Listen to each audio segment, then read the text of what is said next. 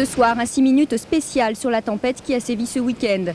Des vents de 144 km/h ont causé d'importants dégâts sur le département.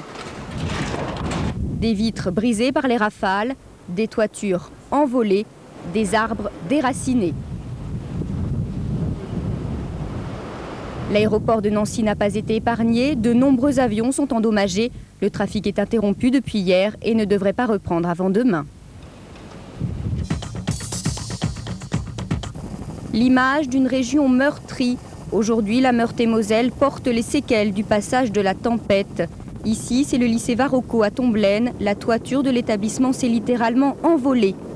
Plus loin, c'est le musée de l'aéronautique qui est balayé par les rafales de vent.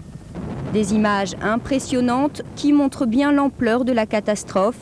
Ici, à la Sapinière, les arbres se sont brisés sous la force du vent. La plupart des massifs forestiers sont rasés. Un désastre écologique déploré par l'ONF. Ça prend aux tripes de voir 20 ans, 100 ans de travail qui sont anéantis, qui sont par terre. Et il va falloir refaire la vie à partir de ça. Des dizaines de milliers d'arbres détruits en Lorraine, des années de travail anéantis pour les agents forestiers. De nombreuses routes restent encore barrées par les arbres abattus.